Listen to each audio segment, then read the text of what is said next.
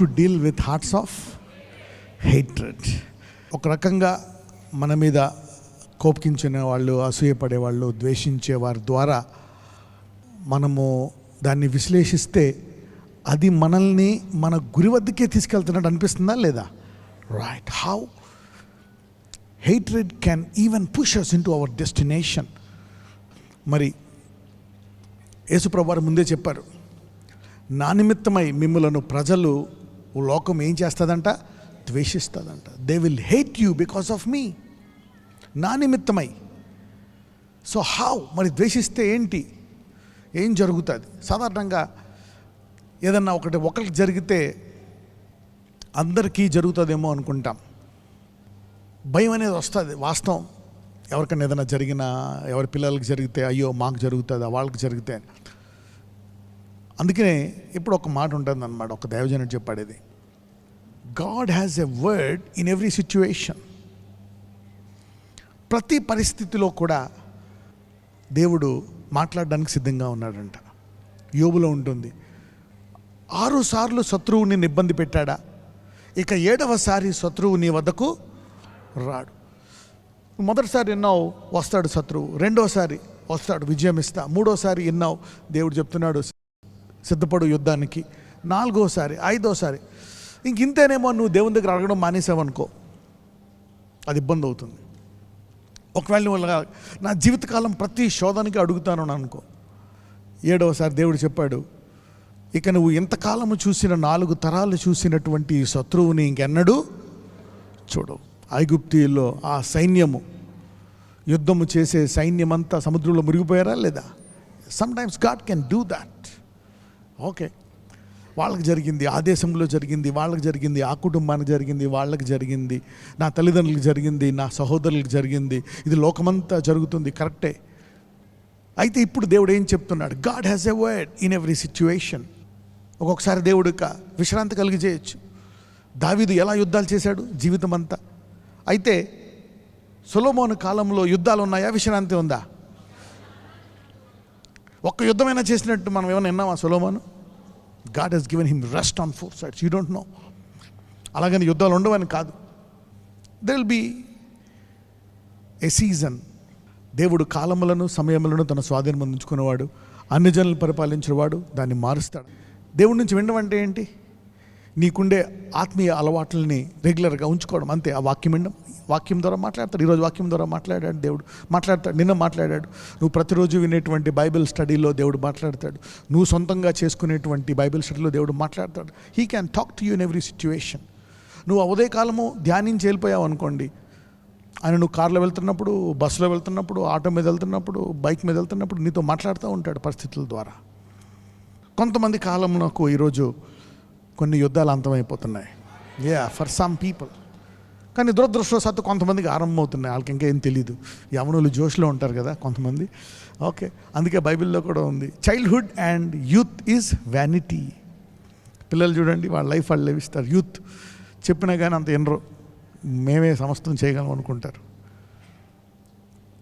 అంటే ఎందుకు దాన్ని వ్యానిటీ అన్నాడంటే, ఎందుకు అది వ్యర్థమనే రీతిగా ప్రసంగి చెప్పాడంటే, శరీరం ఎక్కువ డామినేట్ చేస్తుంది. ఏం డామినేట్ చేస్తుంది? శరీరం. అదే కొంచెం బాధ్యత కలిగి వయసు పెరిగిందనుకోండి, పరిస్థితులు అర్థమవుతాయి. ఓహో, ఇలా చేస్తే ఇలా జరిగింది, అలా చేయడం వల్ల ఇలా జరిగింది కనుక ఇలా చేయకూడదు అని నీ జ్ఞానాన్ని నువ్వు పొందుకొని, అనుభవ జ్ఞానాన్ని నీవు నీ యవ్వనులకి చెప్దామని చూస్తావు నీ పిల్లలకే. వాళ్ళేమో నువ్వు ముసలాడు అయిపోయాలో నీకేం తెలుసని వాళ్ళు అనుకుంటారు. నువ్వేమో ఇది అనుభవం రా అంటే వాళ్ళు ఎన్నరు. వాళ్ళు కూడా నీ వయసు వచ్చిన తర్వాత వాళ్ళకి కూడా తెలుస్తుంది. సో ముందుగానే తెలుసుకొని జ్ఞానులైన వారు ధన్యులు.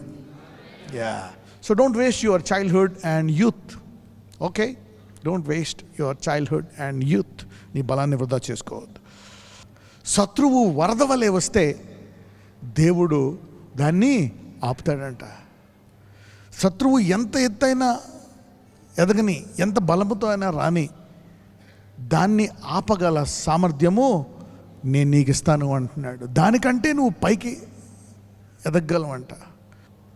ఒకసారి అదేంటి ఆ scripture, when the enemy shall come in like a flood, అంటే శత్రువు ఒక ఫ్లడ్ అంటే వరద, సునామీ లాగా వస్తే, the spirit of the Lord shall lift up a standard against it. కొన్ని బిల్డింగ్స్ కడతారు, అవి తుఫాన్లకి ఆగడానికి, తర్వాత కొన్ని భూకంపాలు కూడా మరి ఆ స్కేల్లో 6.1, 6.5 దాకా కూడా ఎంత పొడుగు బిల్డింగ్స్ అయినా క్రాక్ రాకుండా డిజైన్ చేసి కట్టొచ్చంట. సో అలాగా శత్రువు వరద వలె వస్తే దేవుడు ఎలాగైనా దానికంటే ఎక్కువ బలాన్ని నీకు ఇచ్చి తట్టుకునే సామర్థ్యాన్ని నీకు ఇస్తాడు. అది దీని అర్థం అన్నమాట. ఎప్పుడైతే ఆదాం పొరపాటు చేశాడో, చనిపోయాడో, పిల్లలందరికీ, బంధువులు అందరికీ కూడా భయం వేసింది. అరే మనం చనిపోతామా అని ఒక బాధ వేసింది. ఇప్పుడంటే కామన్, ఇప్పుడంటే ఇంక చనిపోతారని అందరికీ తెలుసు. అప్పుడు ఆ కాలంలో చాలా కాలము ఏదైనా తోటలో ఉన్న తర్వాత చనిపోయేటప్పటికి బాధేసింది. అరే ఇదేంటిది అని. తర్వాత ఆదాంతో ఇంకొకరు చనిపోవడం, ఇంకొకరు అలా చనిపోతున్నారు అనమాట. ఈ పొరపాటు వల్ల మనము అపవాదికి మరి మన తాళపు చెవులు ఇచ్చేసాం.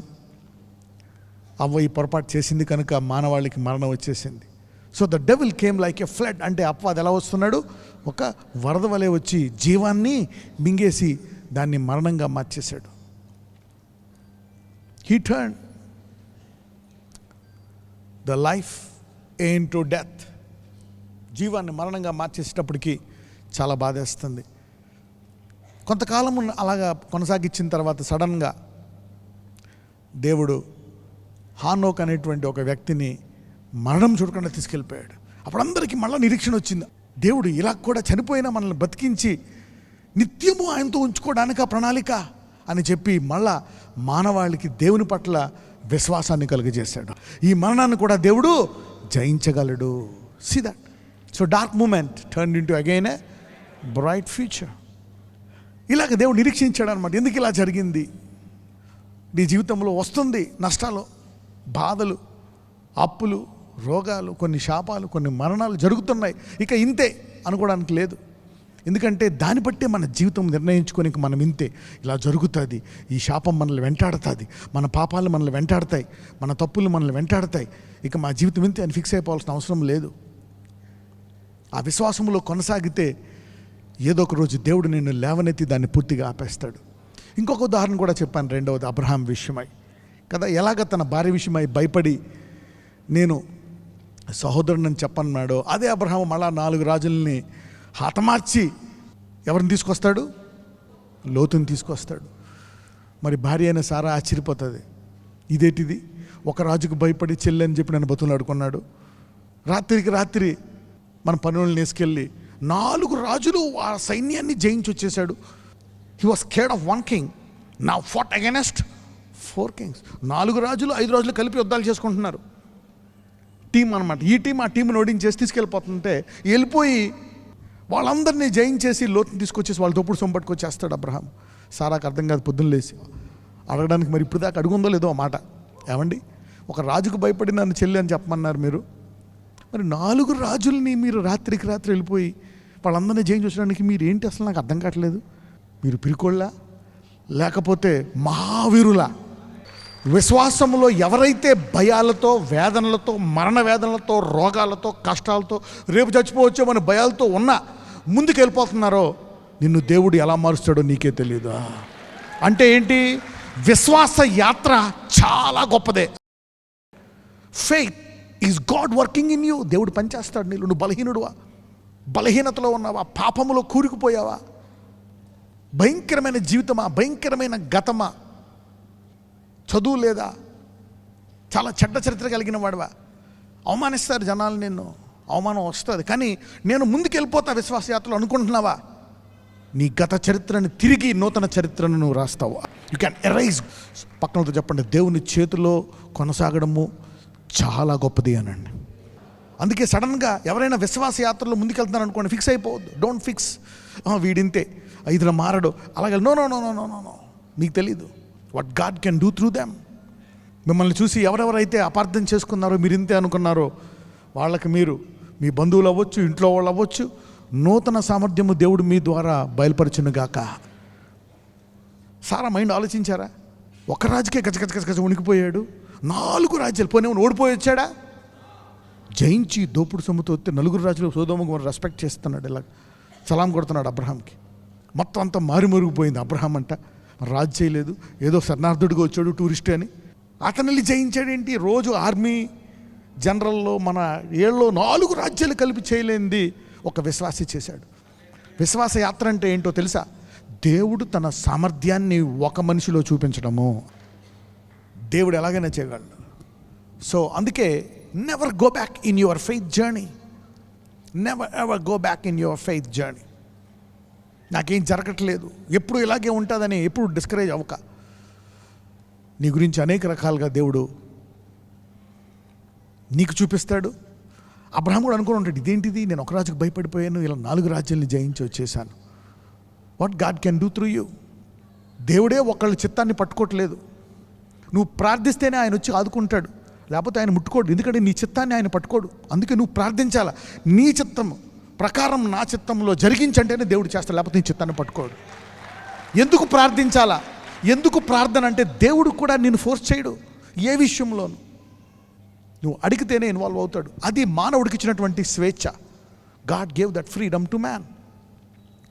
You should be very careful in what you listen. మీరేం వింటున్నారో జాగ్రత్తగా చూసుకోండి. నీ మనసును బట్టి నువ్వు దాన్ని ఉపయోగిస్తావు. Prosperity will bless a wise man and destroy a fool. Healing will not pervert the gospel. Prophecy ఇవన్నీ స్థిరపరుస్తాయి. అన్నీ కావాలా, ఏ ఒక్కదాన్ని కూడా మనము వద్దనకూడదు. We should accept everything. So Jezebel ఒక్క స్త్రీ రాజు పక్క నుంచొని రాజు హృదయాన్ని మార్చేసి రాజ్యాన్ని అవిశ్వాసంలోకి తీసుకొస్తే, ఒక ప్రవక్త మళ్ళా తన రోషంతో మళ్ళా దేశాన్ని తన వైపు తిప్పుతాడు. ఎవరా ప్రవక్త? ఏలియా. రైట్. ఎందుకు మీకు మళ్ళా చెప్తున్నానంటే, రేపొద్దున మీరు వేరే ఊర్లు వెళ్ళినా, వేరే దేశాలు వెళ్ళినా, మీరు కొన్ని స్థిరపడిపోయి మీరు వాటిని మీ పిల్లలకి తర్వాత మీ బంధువులకి బోధించితే రానున్న రోజుల్లో అవి మరణ వేదన లేకుండా కాపాడతాయి. You see that you can avoid this things. చాలామంది మీలో చాలా శాతం ఇదంతా వినడానికి రెడీగా లేరు. ఎందుకంటే మీ సొంత ఊబియే ఇక్కడ దాకా ఉంది.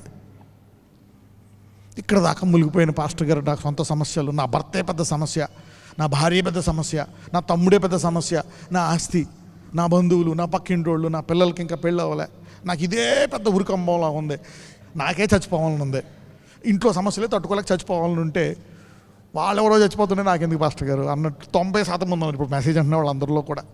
ఎందుకంటే పొద్దున్న వాళ్ళు ప్రే చేసుకున్నట్టున్నారు, నాకు అది కావాలి, ఇది కావాలి, ఇది కావాలి, అది కావాలి, అది కావాలి, ఏమేన్ మిగిలినది ఏం పట్టించుకోరాడు.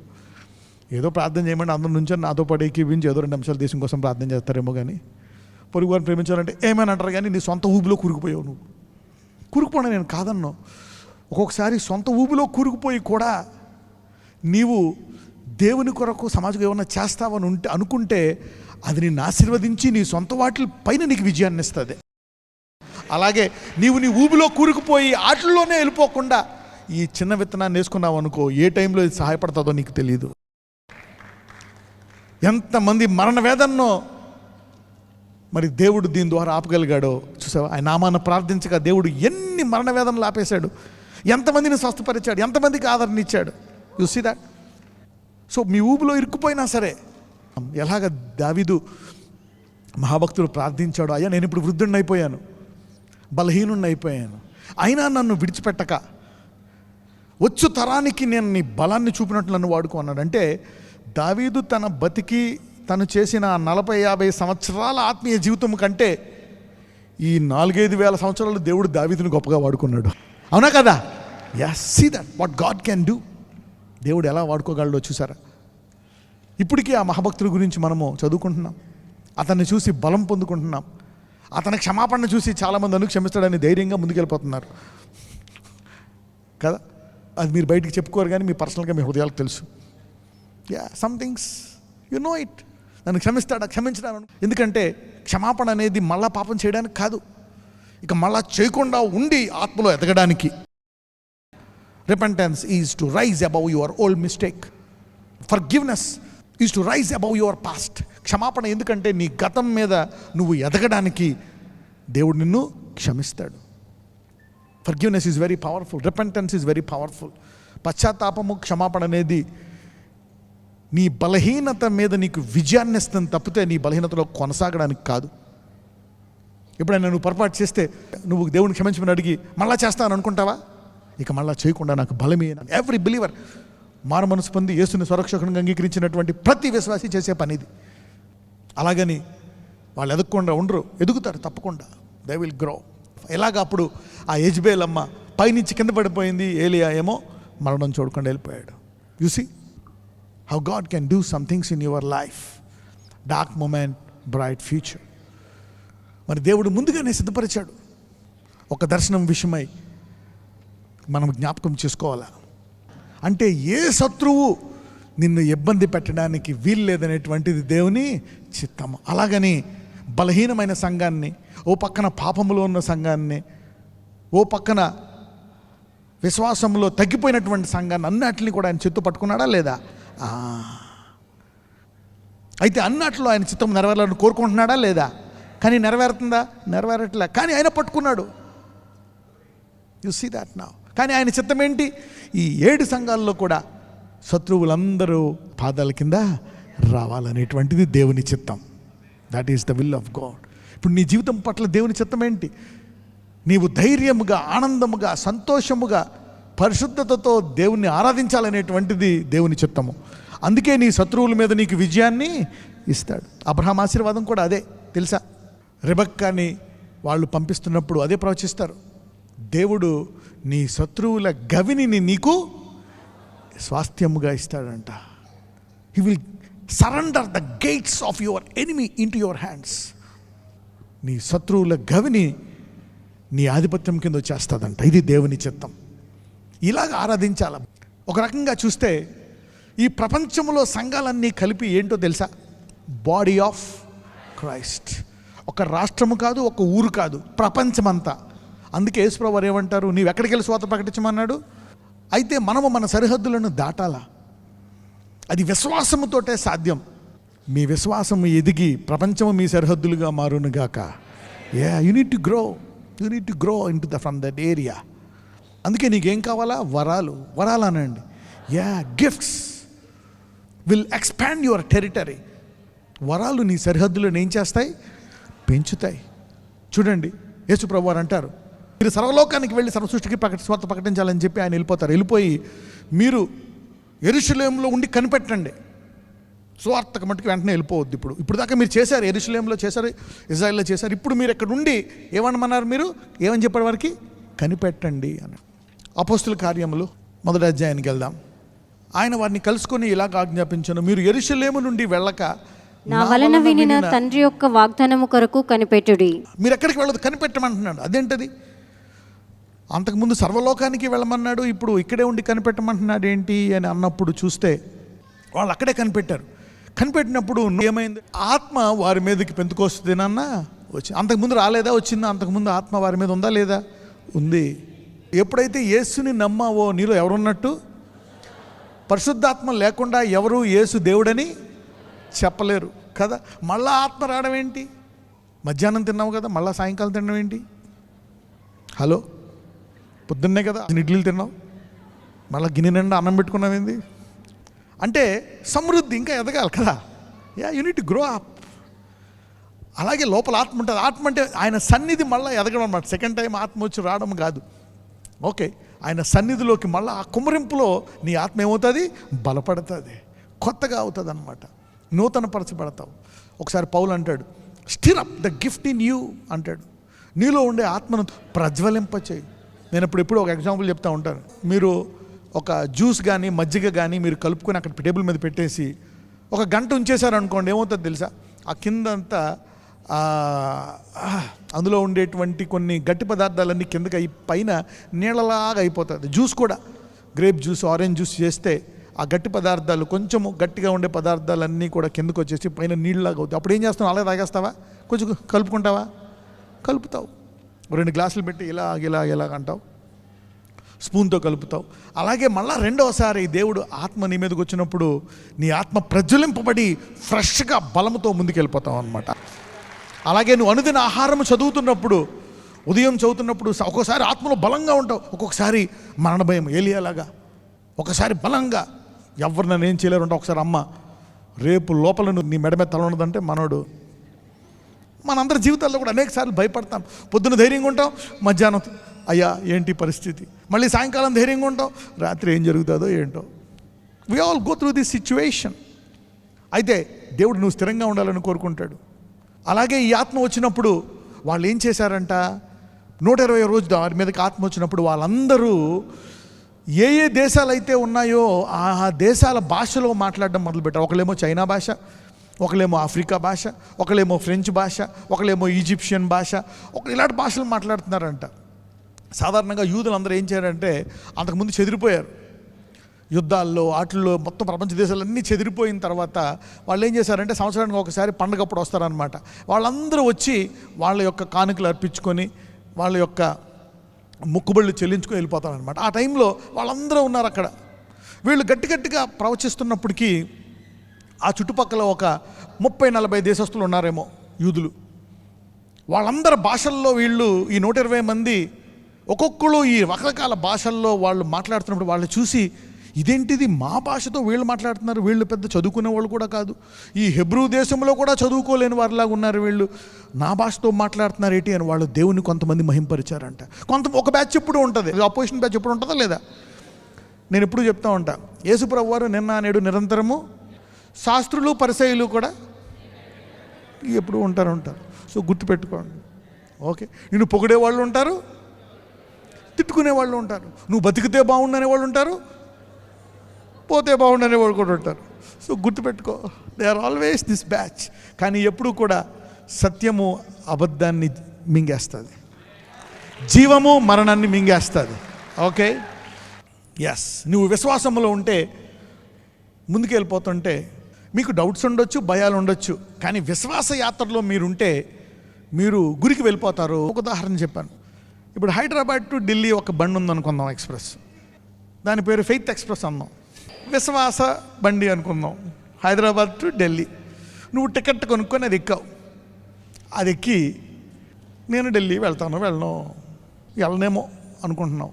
అప్పుడప్పుడు మెలకు వచ్చి చూస్తున్నావు, నువ్వు స్టేషన్ ఆగిన చోట బండి ఆగిపోయింది, చూడు ఆగిపోయింది, కదలలేదని మళ్ళీ పడుకుంటున్నావు. మళ్ళీ పడుకొని మళ్ళీ లేచేటప్పటికి ఇంకో స్టేషన్ వచ్చింది, అక్కడ ఆగిపోయింది, చూడు వెళ్ళట్లేదు, సర్లే పొద్దున్న దాకా పడుకొని దిగిపోదాం అనుకున్నావు, పొద్దున్న లేచేటప్పటికి ఢిల్లీ వచ్చేసింది. అలాగే నీ విశ్వాస యాత్రలో ఎన్ని భయాలున్నా, అవ్వదనుకున్నా, ఏదనుకున్నా సరే ఒక చిన్న ప్రార్థన వాగ్దానాన్ని పట్టుకొని నువ్వు యేసు యాత్రలో ఉంటే నీ శత్రువులు కాదు, నువ్వు కాదు, ప్రపంచమంతా కలిసి నిన్ను ఆపలేరు. You are in the faith journey. ఆయన అరచేతిలో నిన్ను చెక్కాడు. నేను చచ్చిపోతాను అనుకున్నా, నువ్వు చావు. నేను స్వస్థపడిన అనుకున్నా సరే నువ్వు స్వస్థపడతావు. నేను బ్లెస్ అవ్వను అనుకున్నా సరే నువ్వు బ్లెస్ అయి తీరుతావు. You are in the palm of his hand. అందుకే నేను ఎప్పుడు చెప్తా ఉంటాను, never give up on God. ఎప్పుడు ఈ దేవుడిని విడిచిపెట్టక, నెవర్ గివ్ అప్. ఎవరన్నా చనిపోయారా, మళ్ళీ వాళ్ళని కలుసుకుంటావు. ఎందుకంటే మన దేవుడు శాశ్వతంగా జీవించే దేవుడు. నువ్వు కూడా టెంపరీగా ఉన్నావేమో అనుకుంటున్నావేమో ఈ భూలోకంలో, నువ్వు కూడా శాశ్వత జీవివి. You are an eternal carrier of life. పక్కన చెప్పండి, నువ్వు శాశ్వత జీవం ఉంది నీలో అని చెప్పండి. నువ్వు శాశ్వతము అని చెప్పండి. You are an eternal man. మనందరూ పరలోకంకి వెళ్ళిన తర్వాత ఒక నెల మటుకు మనం బిజీగా ఉంటాం. అంటే అక్కడ టైం ఉండదనుకోండి. ఎందుకంటే అందరినీ కలుస్తాం. అబ్రహాంని, మోషేని, వాళ్ళని, వాళ్ళని, నీ ఫేవరెట్ ప్రవక్తలందరినీ కలవచ్చు. You can go and meet. Okay, మన పాత దైవజనులు కూడా కలవచ్చు. సాధు సుందర్ సింగ్ గారిని కలవచ్చు. Yeah, we can meet some people, some prophets, great men of God. Smith విగిస్వర్త్ని కలవచ్చు. You can meet all mighty men of God. Life is eternal.